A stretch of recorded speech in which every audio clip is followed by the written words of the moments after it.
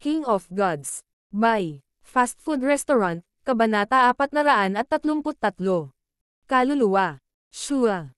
Ang figure ni Lu Tianyi ay kumislap sa kanyan at ang kanyang kinang kay Yuan Chi ay nagparamdam sa Touring Triao sa malapit at nasumpa. Tao, mukhang hindi natin matatakasan ito.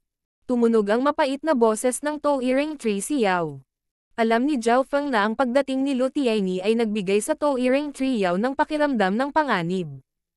Kung ang Touring Triao ay nasa tuktok nito, maaari nitong labanan si Lu Tianyi ngunit pagkatapos na tamaan ng Void God Protection, ang pangunahing trunk nito ay nahayag. Higit pa rito, ginamit ng Touring Triao ang maraming Wood Spirit Essence Soul nito sa pagharap sa mga pag-atake ng tatlong sekta kaya bumaba ang lakas nito. Ang Lu Tianyi na ito ay talagang malakas. Baka may kakayahan siyang hamanin ang mga nasa Void God Realm at isang taong hindi ko kayang hawakan. Napabuntong hininga si Zhao Feng sa kanyang puso. Bago ito, nasugatan ni Zhao Feng ang higit sa kalahati ng 10 True Lord ranks ngunit ito ay higit sa lahat dahil mayroon siyang proteksyon ng Touring Triao. Sa one-on-one battle, walang gaanong kumpiyansa si Zhao Feng na harapin si Ye Yanyo o Zhuang Wener. Pagkatapos ng lahat, ang lakas ng labanan ng dalawang ito ay maihahambing man lang sa Deputy Patriarch ng Iron Blood Religion at maaari nilang hamanin ang normal na kalahating hakbang na Origin Core Realm. Ang lakas ni Lu Tianyi ay umabot sa ibang antas. Sa pamamagitan ng inspeksyon ng kanyang God's Spiritual Eye, nakita ni Zhao Feng na ang bawat aksyon ni Lu Tianyi ay naglalaman ng puwersa ng lupa. Dahil dito ang kakaibang hangin ay maaaring mapunit ni Lu Tianyi ng basta-basta. Parehong hindi ito magagawa ni Ye Yanyo at Zhuang Wener. Brother Tree, hindi natin kailangang labanan ang isang taong hindi natin kaya. Ang mga guho ng Treasured Palace ay lilito sa lalong madaling panahon. Kailangan mo lang ibigay ang lahat ng iyong suporta at ipaubaya sa akin ang iba. Kalmado pa rin ang boses ni Zhao Feng, ngunit sa parehong oras, nakaramdam siya ng panganib. Kung hindi dahil sa katotohanan na ang Ruan's Treasured Palace ay tiyak na bababa, si Zhao Feng ay tumakas na noon pa man. Ang pananatili sa likuran ay mangangahulugan lamang ng kamatayan. Ang pakikipaglaban kay Lu Tianyi at sa iba pang True Lord ranks ay katulad ng paghamon sa isang Origin Core Realm Sovereign. Ano ang pagkakaiba sa pagitan ng panliligaw sa kamatayan at paghamon sa isang soberano? Tao, masyado ka nang nakapagdala sa akin ng mga sorpresa. Sana, ipagpatuloy mo yan. Nag-stabilize ang emosyon ng Touring Triao habang ipinapaikot niya ang kanyang Wood Spirit Essence Soul para suportahan si Zhao Feng. Sa sandaling ito sa oras, wala itong pakialam kung gaano karaming enerhiya ang ginamit. Pagkatapos ng lahat, ito ay mas mabuti kaysa sa maalis sa planetang ito. Sa parehong oras, nakilala ni Lu Tianyi ang mga henyo ng Pure Moon Spiritual Sect. Nang makita ang mga figure ng tatlong sekta ay natigilan si Lu Tianyi. Ano ang nangyari? Sa 10 True Lord ranks, bukod sa kanya, narito rin ang pangalawa at pangatlo. Ang pagkatalo ng Pure Moon Spiritual Sect ay ikinagalit ni Lu Tianyi. Sa tatlong sekta, ang Pure Moon Spiritual Sect ang pinakamaraming natalo. Si Yuluo ay namatay, si Li Hong ay kapareho ng patay at may iba pang True Lord ranks at True Mystic ranks na namatay. Brother Lu, dumating ka sa tamang oras. Ang pagpatay sa brat na iyon ay halos tiyak na. Tuwang-tuwa si Ye Yanyo. Mas nagulat si Lu Tianyi. Ang karaniwang kalmado na si Sister Ye ay puno ng layuning pumatay. Hindi nagtagal, sinabi ni Ye Yanyo ang totoo kay Lu Tianyi. May nangyaring ganyan. Nang marinig ito, nagalit si Lu Tianyi. Kailan napahiya ang mga core na disipulo ng Pure Moon Spiritual Sect sa ganoong antas? Huwag kang mag-alala. Hintayin mo kung paano ko patayin ko ang bastos na iyon.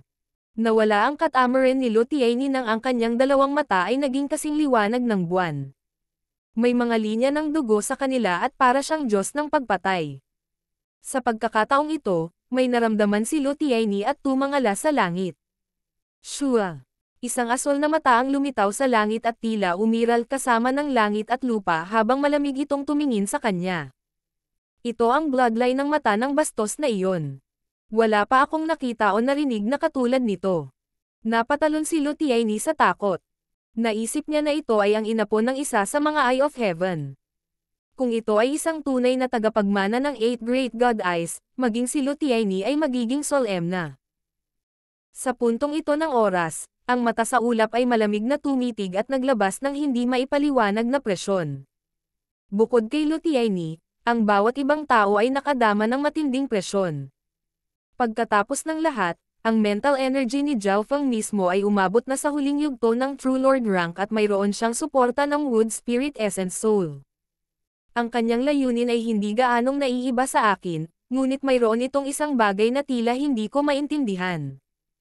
Tumayo si Lutiaini at ang kanyang mga mata ay parang gintong buwan na namuno sa pinakamataas. Bagamat hindi siya gumagalaw, pinalibutan siya ng whirlpool ng Heaven Earth Yuan Qi at nagdala ng hindi mapaglabanan na kapangyarihan ng kalikasan. Break. Isang makinang na gintong buwan ang lumitaw sa palad ni Lutiaini at bumaril patungo sa kalangitan. Ang mga henyo ng tatlong sekta ay lahat ay nagpipigil ng hininga habang sila ay nagpahayag ng nabigla na mga ekspresyon. Ang pagkilos ni Lutiaini noon ay may kapangyarihan na madaling sirain ang isang nayon at maging ang aura mula sa Eye of Heaven ay pinigilan. Shoo! Ang gintong buwan ay nagdala ng mapanirang kapangyarihan sa lugar kung saan naruroon ang Eye of Heaven at kahit saan sa loob ng 3 hanggang 4 na milya ay nababalot. Maging ang Tao-Iring Triyaw ay naramdaman ang panginginig at ang pagsipol ng Yuan Qi ay nagpang-inig sa mga sanga nito. Nang matapos ang lahat, bagamat nabasag ang mga ulap sa kalangitan, ang Eye of Heaven ay maayos pa rin at tumingin kay Lutiaini nang may mapaglaro. Lutiaini, ang mata na ito ay isang walang laman na pag-iral at ang mga pag-atake sa ilalim ng Void God Realm ay hindi talaga kayang sirain ito. Ang pinakasimpleng paraan ay ang patayin ang bastard na iyon. Narinig ang mahinang boses ni Chigwei. Ang pag-atake ni Lutiaini ay napakalakas, ngunit ito ay ginamit ng mali at walang pinagkaiba sa pag-atake sa hangin. Maliban kung ito ay isang dalubhasa sa Tao of the Soul o may Eye Bloodline na maihahambing kay Zhao Feng, napakahirap na sirain ang Eye of Heaven. Kawili-wili. Si Lutiaini ay hindi masyadong nagulat. Ang Eye of Heaven ay nagbigay sa kanya ng pakiramdam na hindi ito masisira, ngunit si Lutiaini ay hindi madaling sumuko. Pagkatapos noon, nagpadala siya ng isa pang 2 pag-atake sa Eye of Heaven na nagpang-inig sa mga henyo sa malapit. Gayunpaman, ang lahat ng mga pagtatangka na ito ay natapos sa kabiguan. Ang Eye of Heaven ay makikita pa rin at nagdulot ng higit na presyon sa kanila. Nakakatawa. Hindi na ito napigilan ni Lutiaini. Hindi siya makatiis na mababa ang tingin sa kanya. Brother Lu, dalhian mo at patayin ang bastos na iyon. Hindi pa rin umaatres si Zhao Feng pagkatapos na makitang dumating ka. Nag-aalala akong may mangyari. Hindi mapalagay si Yayanyo. Ito ay isang instinct na nagmula sa pakikipag-ugnayan kay Zhao Feng. Sige, papatayin ko na ang bastos na iyon. Tumanggaw si Lutiaini. Medyo makikinig lang siya kay Yayanyo dahil pareho silang mga disipulo ng mga hari sa Void God Realm at sa usaping talento. Si Yayanyo ay mas bata sa kanya at ang kanyang kinabukasan ay hindi mas mababa sa kanya. Shua! Kumikislap ang figure ni Lutiaini habang sumusugod siya patungo sa direksyon ng Tao-Iring Triyaw. Naramdaman ng mga henyo ng 3 sekta na lumabo ang kanilang mga mata at si Lutiaini ay lumipad lamang ng kalahating milya.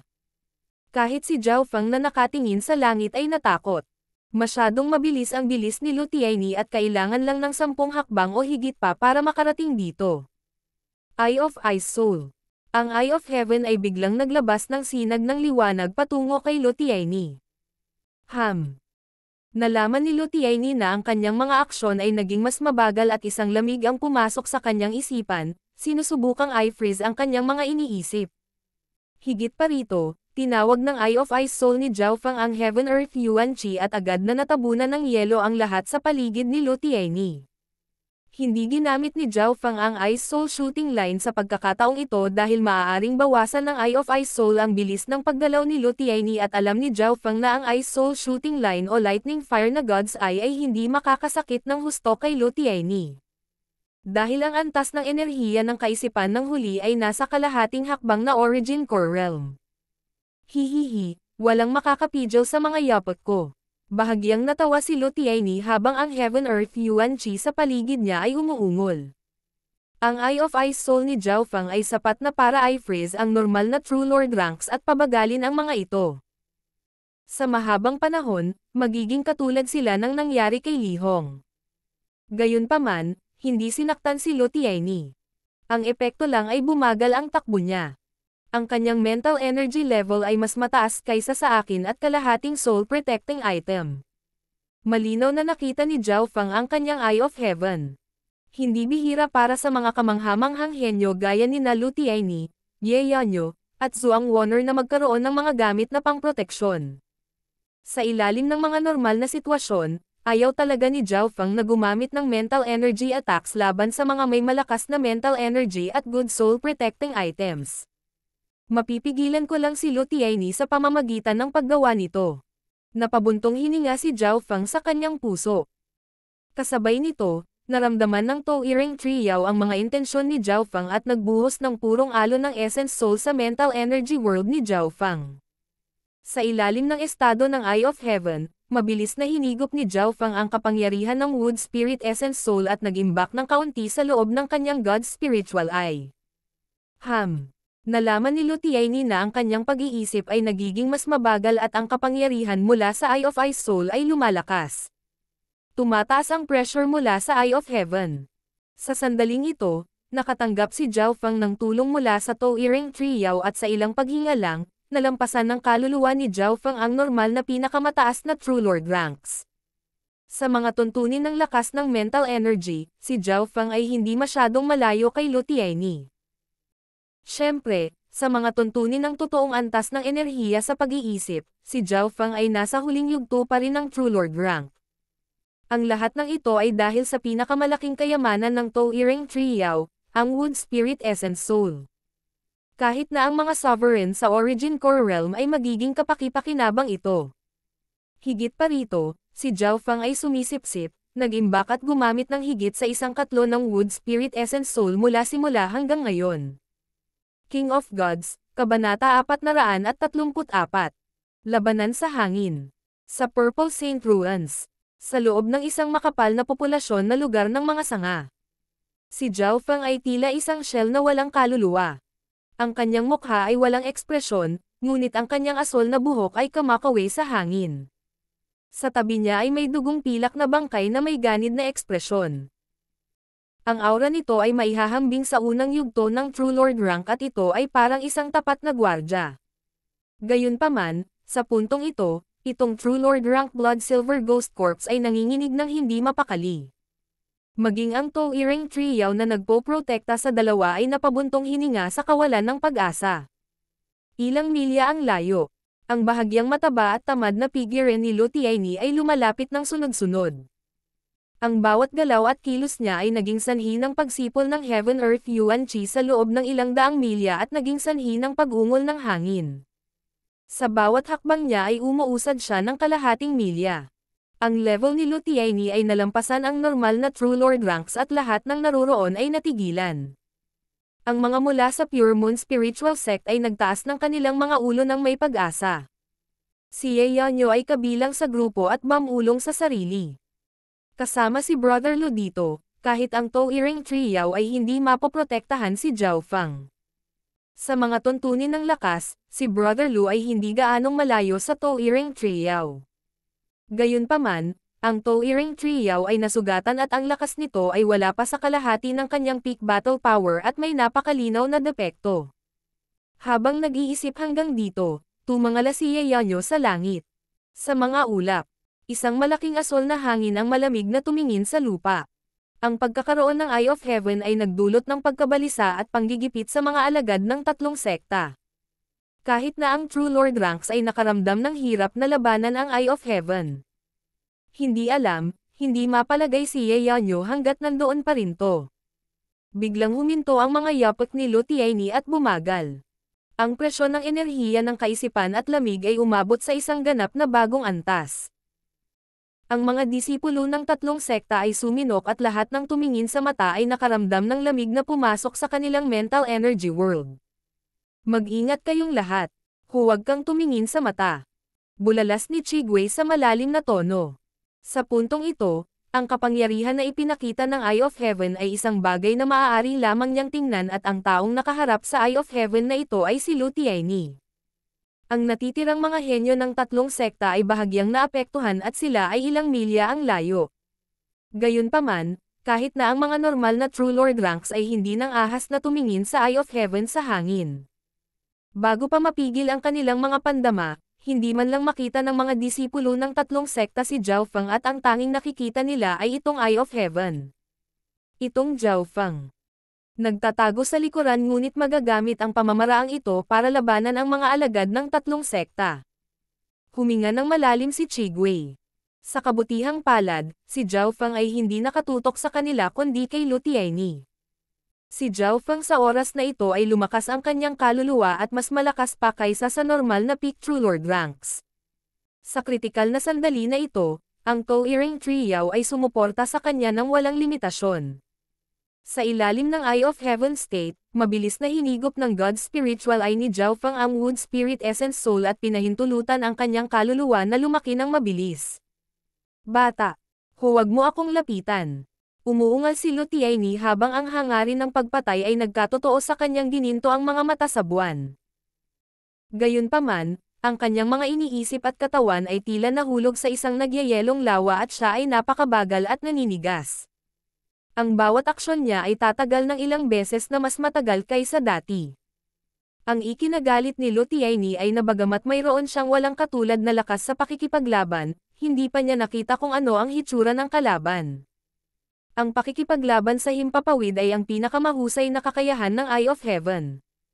Kahit saan makita ng God's Spiritual Eye, maaaring lumitaw ang Eye of Heaven.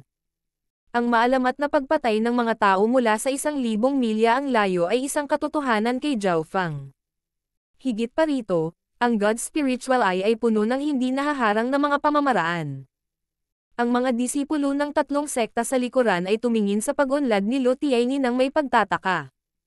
Hahakbang siya pagkatapos ay huminto sandali habang dahan-dahan siyang lumalapit sa Tao-Earing Trio. Ito ay isang hindi nakikitang labanan ng kapangyarihan. Bawat hakbang na ginawa ni Lu Tianyi, ang tagumpay ay nagiging isang hakbang na mas malapit. Kung lalapit si Lu Tianyi, hindi ako makakalaban.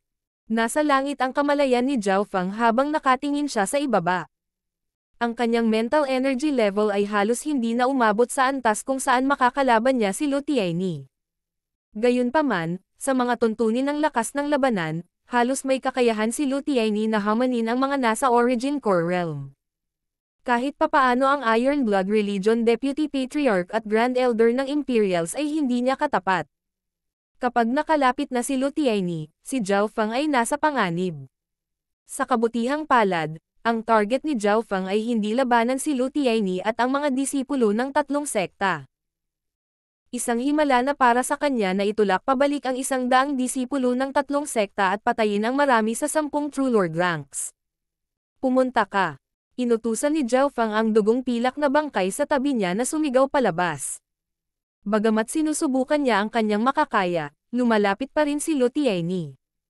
So, nang malapit na si Lu Tianyi sa 100 hanggang 200 yarda, ang pilak ng dugong True Lord rank ghost na bangkay ay lumabas. Gago, itong brat na ito. Bahagyang pangit ang ekspresyon ni Chigwei dahil sa kanya ang bangkay ng multo na ito kamakailan. Nang makitang tapos na ang True Lord rank ghost corpse, tiningnan lang ito ni Lu Tianyi at hindi ito inilagay sa kanyang mga mata. Kahit na siya ay pinaghihigpitan ng Eye of Ice Soul, ang normal na True Lord ranks ay maaari pa ring mapatay sa pamamagitan ng isang pitik ng kanyang mga daliri. Eye of Illusion. Ang Eye of Heaven ay biglang naglabas ng surge ng mental energy sa hangin. Naramdaman ni Lu Tianyi na parang ang Eye of Heaven ay umabot sa kabilang panig ng mundo. Shua.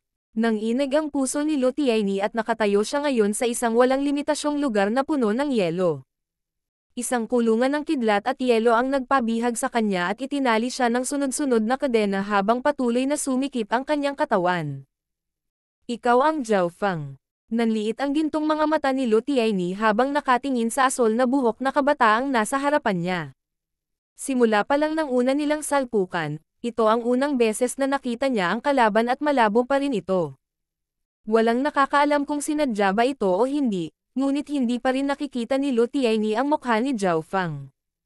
Nangangahulugan ito na hindi pa nakikita ni Lu Tianyi ang totoong Zhao Fang, ngunit alam ng kalaban kung ano ang hitsura niya. Sa pag-iisip hanggang dito, naramdaman ni Lu Tianyi kung gaano katikat ang taong ito. Hindi nakakagulat na maaari niyang pilitin ang mga disipulo ng 3 sekta na umatras at ang 10 True Lord ranks na magsama-sama. Break. Ang mga gininto ang mata ni Lu Tianyi ay kumikinang habang ang isang surge ng matalim na layunin ay bumasag sa Eye of Illusion ni Zhao Fang. Napakalakas ng layunin ng enerhiya sa pag-iisip. Direkta itong bumasag sa aking Eye of Illusion. Naantig si Zhao Fang habang nakatingin sa ibaba. Naramdaman lang niya ang katulad na layunin mula kay Yu Tianhao. Bagamat ang layunin ng enerhiya ng pag-iisip ni Lu Tianyi ay hindi kasing kakaiba ng kay Yu Tianhao, ang kanyang antas ng enerhiya sa pag-iisip at paglilinang ay mas mataas. Kasabay nito, ang dugong pilak na bangkay ay bumagsak patungo kay Lu Tianyi. Ice Soul Shooting Line. Isang sinag ng malamig na liwanag ang tumama kay Lu Tianyi. Huwang. Bahagyang nanginig ang figure ni Lu Tianyi habang ang isang malakas na sinag ng malamig na puwersa ay tumama sa kanyang kaluluwa.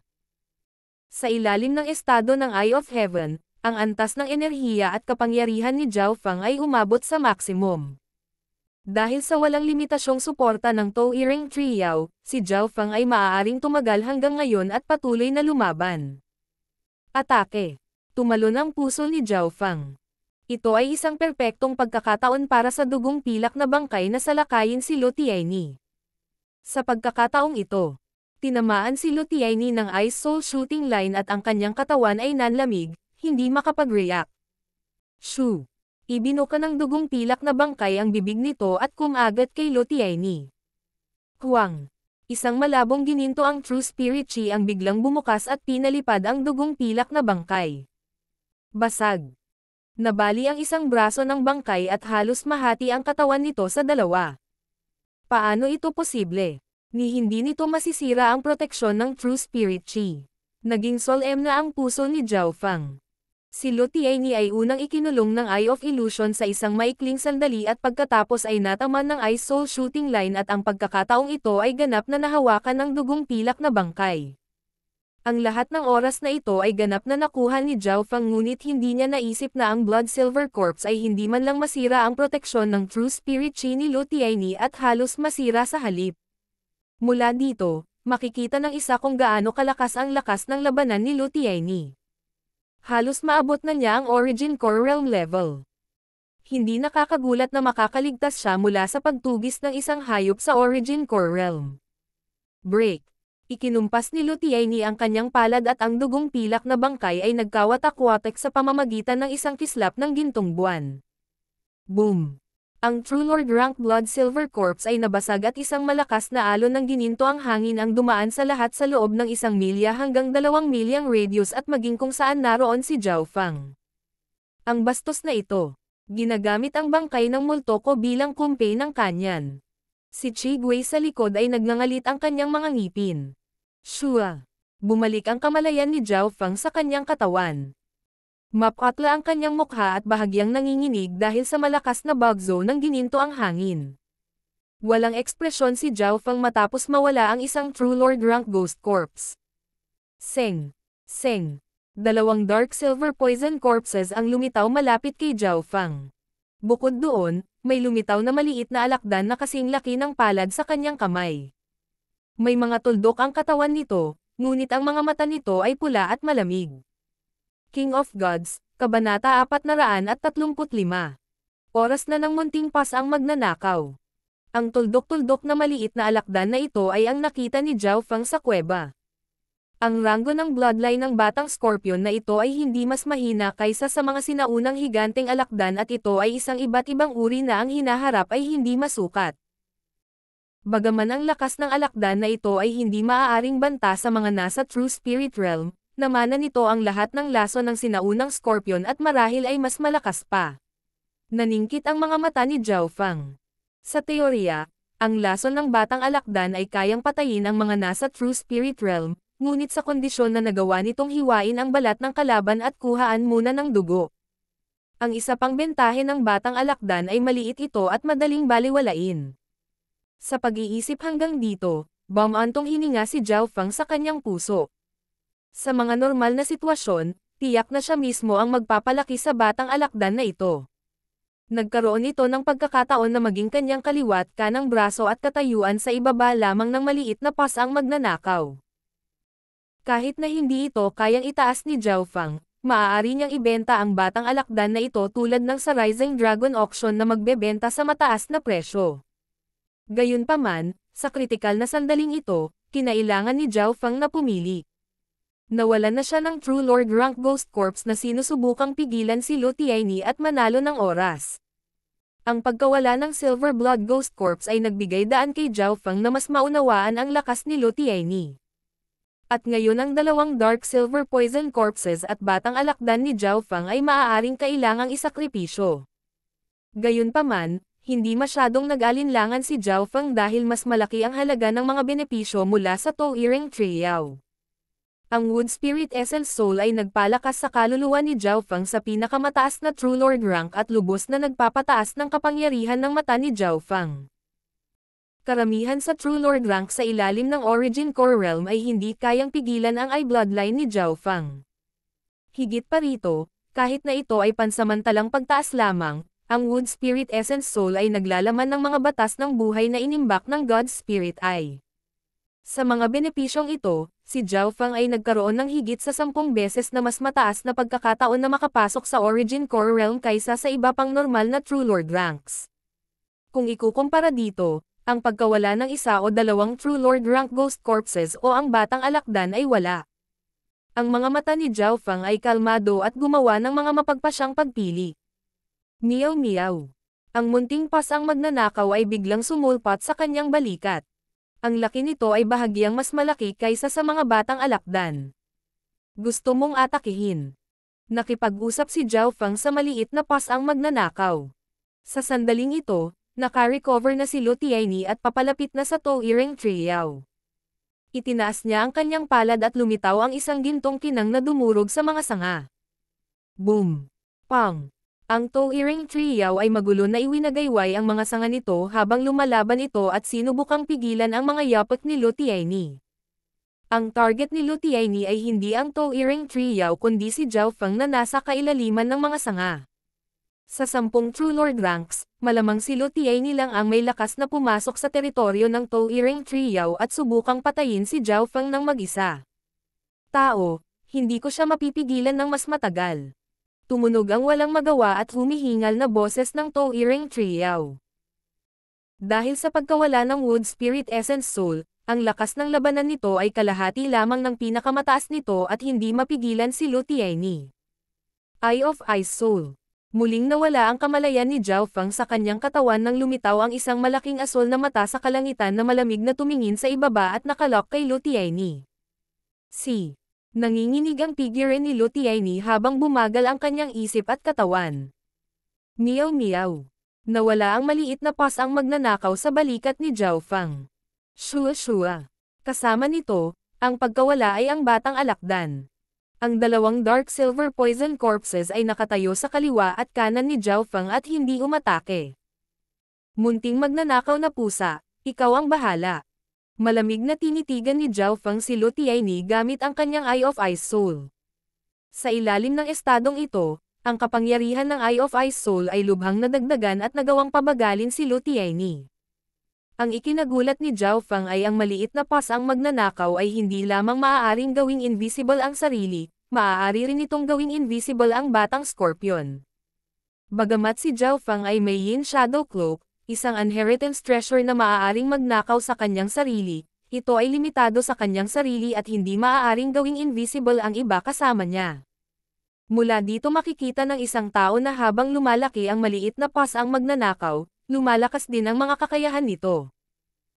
Inaasahan ni Zhao Feng kung ano ang gagawin ng maliit na pas ang magnanakaw upang subukang pigilan o pabagalin ang mga yapak ni Lu Tianyi.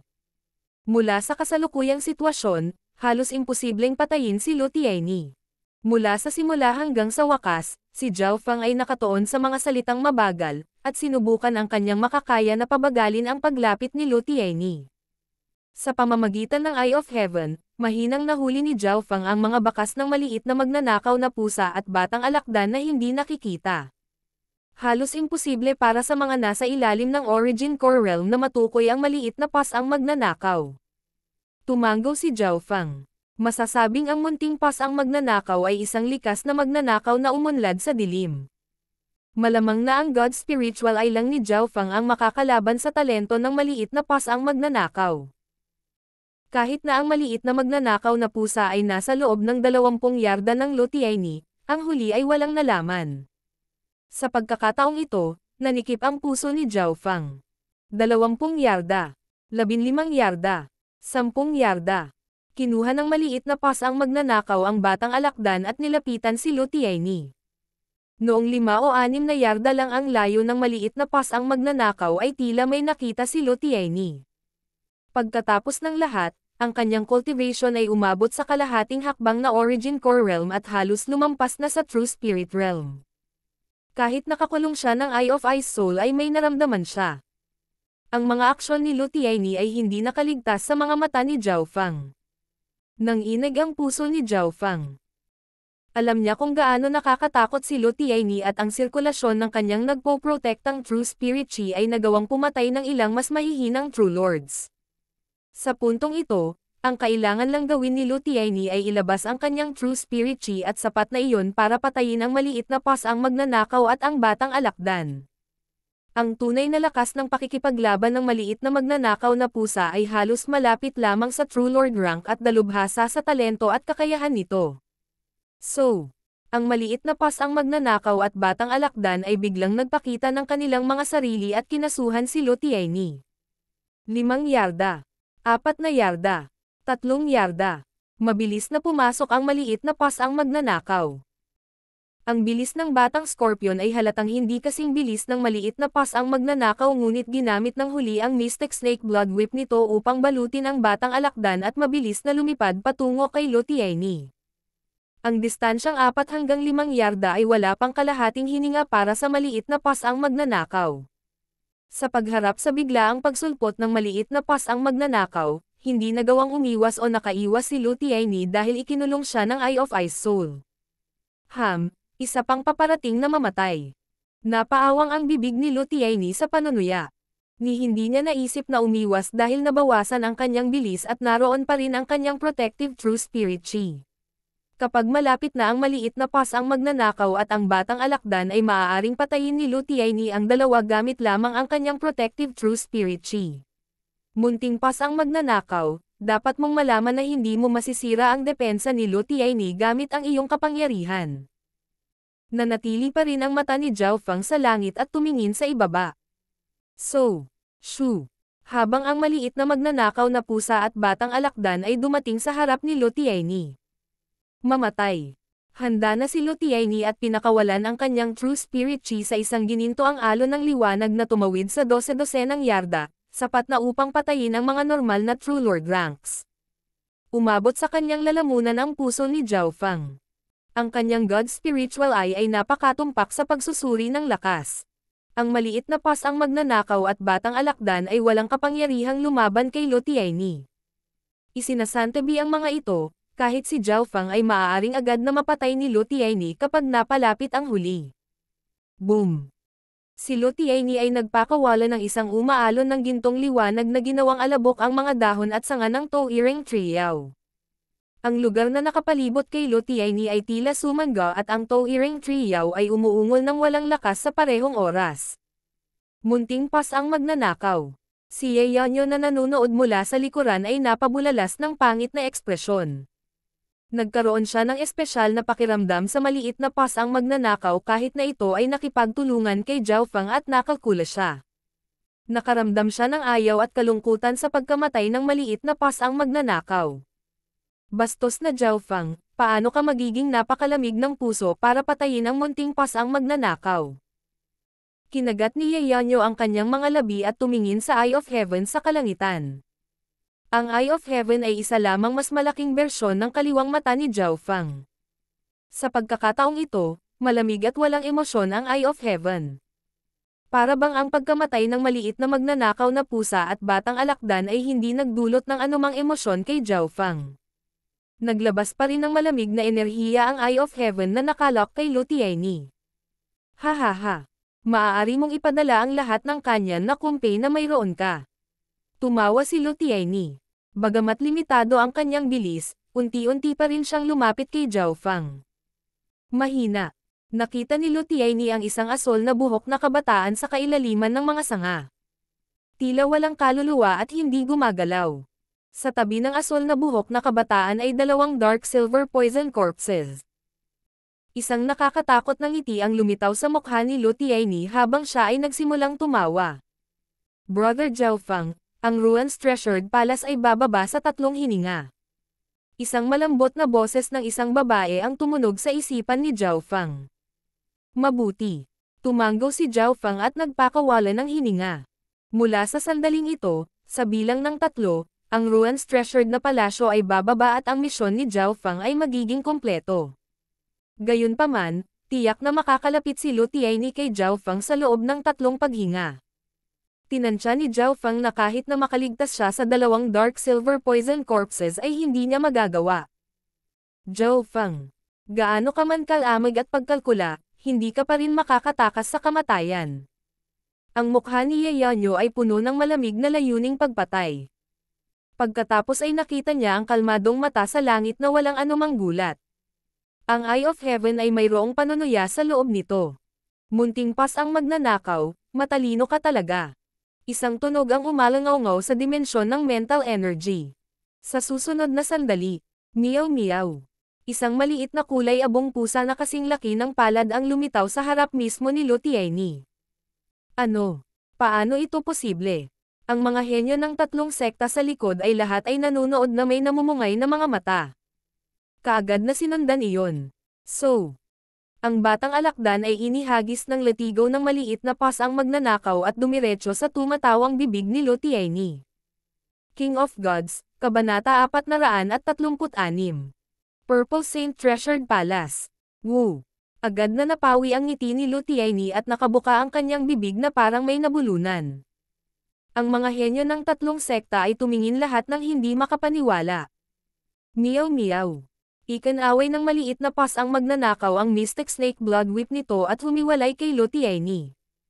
Paano ito posible? Paano makakaligtas ang isang pusa sa pagsabog ng True Spirit Chi ni Lu Tianyi? Kahit ang mga nasa True Lord rank ay mamamatay. Paano mawawala ang maliit na magnanakaw na pusa at batang alakdan pagkatapos ay muling lumitaw? Ang mga taong naruroon ay hindi makapaniwala sa kanilang mga mata. Ilang saglit lang, ang dalawa ay pinatay ng huling True Spirit Chi ni Lu Tianyi at ngayon ay muling nagpakita ang dalawa. Ang batang Scorpion ay nagmana ng bloodline ng sinaunang alakdan at ito ay isang variant. Sa teorya, ang lason nito ay maaaring pumatay sa karamihan ng True Spirit Realms at sa katotohanan, ito ay mas mapanire kaysa sa inaakala. Kung ang batang alakdan ay kumuha lamang ng dugo mula kay Lu Tianyi, ang lason ay magtatagal upang makapasok sa katawan ng huli. Gayunpaman, ang batang alakdan ay napunta sa katawan ni Lu Tianyi at kung ang lason ay direktang ilalabas sa katawan, kung gayon ang kapangyarihan nito ay magiging ilang beses na mas malakas at agad na kumilos. Kung ito lang, hindi magiging masama dahil ang batang alakdan ay iba pa rin sa tunay na sinaunang alakdan at si Lu Tianyi ay kalahating nakapasok sa Origin Core Realm upang malabanan ang ilan sa mga lason mula sa alakdan. Gayunpaman, kakaiba rin ang posisyon ng batang alakdan. Woo! Ubo-ubo. Ang isang kamay ni Lu Tianyi ay nakahawak sa kanyang lalamunan. Napangiwi ang kanyang mukha sa sakit at mga butil ng pawis na tumulo mula sa kanyang mukha at ang kanyang mukha ay naging berde at lila. Gago! Ang batang alakdan ay nakabara sa lalamunan ni Brother Lu. Bulalas ng ilang disipulo mula sa Pure Moon Spiritual Sect. Nang marinig ito, lahat ng mga henyo mula sa 3 sekta ay natigilan. Ang mga organo at ang lalamunan ay lahat ng mahahalagang punto para sa parehong mga eksperto sa True Spirit Realm at Origin Core Realm. Kapag ang mga organo o lalamunan ay malubhang nasugatan, kahit na ang mga nasa True Lord rank ay mamamatay at ang batang alakdan na ito ay ganap na nakatusok sa lalamunan ni Lu Tianyi. Ang paglabas ng lason sa lalamunan ay higit sa 10 beses na mas mapangwasak kaysa sa balat. Brother Lu, nagbago ang ekspresyon ni Ye Yanyo nang siya ay naging isang bahid ng liwanag ng buwan na mabilis na tumakbo patungo kay Lu Tianyi. Nanginginig ang figure ni Lu Tianyi sa hangin at ang kanyang mga mata ay puno ng puot at layuning pumatay. Mamatay. Nagawa niyang i-circulate ang kanyang true spirit chi at itinulak palabas ang maliit na pasang magnanakaw. Meow meow. Ang munting pasang magnanakaw ay tila handa para dito at nawala ng walang bakas. Ang mata sa ulap ay napuno ng pangungutya. Ice Soul Shooting Line. Ang Eye of Heaven ay naglabas ng isang sinag ng malamig na liwanag na tumama sa katawan ni Lu Tianyi. So, gamit ang pagkakataong ito, ang maliit na pasang magnanakaw ay nawala sa mga sanga ng Touring Triao. Magandang trabaho. Bumalik ang kamalayan ni Zhao Feng sa kanyang katawan at mahinang ngumiti na may maputlang mukha. Ang pagganap ng maliit na pasang magnanakaw noon ay napakaganda at pinilit nito si Lu Tianyi sa isang sitwasyon ng buhay at kamatayan. Sa sandaling ito, ang lason sa katawan ni Lu Tianyi ay nag-activate at naging sanhi ng pagkapasma ng kanyang katawan. Brother Lu, si Ye Yanyo ang unang dumating at sinuportahan si Lu Tianyi. Pagkatapos nito, lumipad si Zhuang Wonner at ang iba pa at pinalibutan si Lu Tianyi. Nakahinga lang si Lu Tianyi ng 2 hanggang 3 hininga bago nahimatay. Kasunod ni Li Hong, ang pangalawang True Lord rank ng Pure Moon Spiritual Sect ay nahimatay at sa pagkakataong ito ang pinakamalakas na True Lord rank, si Lu Tianyi. Ang lahat ng ito ay ginawa ng asol na buhok na kabataang tagalabas. Zhao Feng, pinatay mo ang napakaraming disipulo kabilang si Yu Luo at maging sina Brother Li at Brother Lu ay nasugatan. Hindi ka pakakawalan ng Pure Moon Spiritual Sect. Napakagat si Ye Yanyo sa kanyang mga labi na nagsimulang magdugo at ang kanyang mukha ay nabaluktot dahil sa napakalaking layunin ng pagpatay. Gayunpaman, nasa isip pa rin ni Ye Yanyo na tiyaking hindi siya apektado ng bloodline ng mata ni Zhao Feng. Sa totoo lang, ang pakikipaglaban ng ganito katagal ay naubos ang halos lahat ng enerhiya ni Zhao Feng at hindi siya nang ahas na gamitin ng sobra ang kanyang bloodline. Ang Eye of Heaven ay binawi na. Tao, nagulat ako sa pagpapakita mo. Bagamat mahigit kalahati ng aking Wood Spirit Essence Soul ang nagamit na, maswerte pa rin akong nakaligtas. Ang Touring Triao ay nagpakawala ng hininga. Pagkatapos ng matinding labanang ito, nanalo si Zhao Feng at ang Touring Triao. Sa sandaling ito sa oras. Weng. Isang mahinang panginginig ang umalangaw-ngaw mula sa itaas ng Touring Triao at isang parang panaginip na ambon ang nagsimulang mamuo sa puwang ng Touring Triao. Ang tunog ng musika ay umalangaw-ngaw sa hangin at sa ilang paghinga lamang ay nagsimulang mabuo ang isang purple na palasyo. Nagbigay ito ng liwanag na nagbibigay liwanag sa kalangitan at ulap. Yun ba? Ang mga puso ng mga henyo mula sa 3 sekta ay nanginginig habang sila ay nakatitig sa namumuong purple na palasyo. Ruan's Treasured Palace. Ang lupang pamana ng Purple Knight Saint Lord, ang Ruan's Treasured Palace. Ang lahat ng mga henyo ay nagpakita ng labis na kagalakan. Huwang. Ang purple na ambon ay perpektong bumaba sa puwang ng Touring Triao at isang masamang asol na buhok na kabataan ang nakatayo sa harap mismo ng puwang, na siyang pasukan ng Purple Saint Treasured na palasyo. Siya. Ito ay isang plano. Tiningnan ng 3 sekta ang eksenang ito at gustong samuka ng dugo. Parang hinihintay ni Zhao Feng na bumaba sa kanyang harapan ang Purple Saint Treasured na palasyo. Magkita tayo mamaya. Isang malamig na ngiti ang lumitaw sa bibig ni Zhao Feng habang ang kanyang figure ay dumaan sa ambon at nawala. Ang hitsura ng Purple Saint Treasured Palace ay napakaikli. Mabilis. Si Zhuang Wonner ang unang lumipad sa himpapawid at patungo sa ambon. Sa totoo lang, bumaba ang Ruan's Treasured Palace para protektahan ang Touring Triao at hindi ito mawawala. Nang makitang bumababa ang Ruan's Treasured Palace, paano magkakaroon ng puso ang mga henyo na atakihin pa ang Touring Triao? Lahat sila ay umaksyon patungo sa Purple Saint Treasured Palace. So. Ang lahat ng mga henyo ay gumamit ng bawat segundo na kanilang makakaya at lumipad patungo sa palasyo sa kanilang pinakamabilis na bilis. Si Zhao Feng ay patuloy na nagbabantay dito at huminto ng ilang oras na para bang alam niyang bababa ang Purple Saint Treasured Palace. Ang mga mata ni Yeonyo ay kumislap habang siya ay may mga hula. Ang pagbaba ng Ruan's Treasured Palace sa pagkakataong ito ay iba sa karaniwan. Ito ay ganap na nakarating sa gap ng Toiring Trio. Ibabalik muna namin sina Brother Lu at Brother Lee sa labas ng mundo at dalhin ang mga elder ng balita at pagkatapos ay papasok tayo sa mga guho na treasured na palasyo. Utos ni Yeonyo. Ang lahat ng mga henyo ay may kanya-kanyang inheritance token at hanggat dinurog nila ang kanilang mga token, makakabalik sila sa labas ng mundo. Hindi nagtagal, pinaalis ng Pure Moon Spiritual Sect ang dalawang henyo na sina Lu Tianyi at Li Hong. Basag. Basag. Nasira ang mga token ng mana ni Lu Tianyi at Li Hong at ang dalawa ay natakpan ng kumikislap na pilak na puyo ng tubig na lumamon sa kanila. May mga hari sa Void God Realm sa labas. Baka mabuhay sina Brother Lu at Brother Lee. Pagkatapos lamang gawin ang lahat ng ito, lumipad si Yeonyo patungo sa mga guho na treasured na palasyo. Para protektahan ang Toiring Trio at hadlangan ang kapintasan ng Purple Saint Ruins, nanatili ang Ruins Treasured Palace kung nasaan ito at ang grupo ng mga henyo ay sumugod. Ito marahil ang unang pagkakataon na nangyari ito sa kasaysayan. Sa loob ng isang elegante at kahanga-hangang bulwagan. Shua shua shua. Sunod-sunod na figure ang lumitaw sa bulwagan. Sila ang mga henyo mula sa tatlong partido at karamihan sa kanila ay mula sa pangunahing tatlong sekta. Nasa harap natin ang Brat. Isang alagad mula sa Black Cliff Palace ang sumulyap sa northern area kung saan nakatayo ang isang asol na buhok.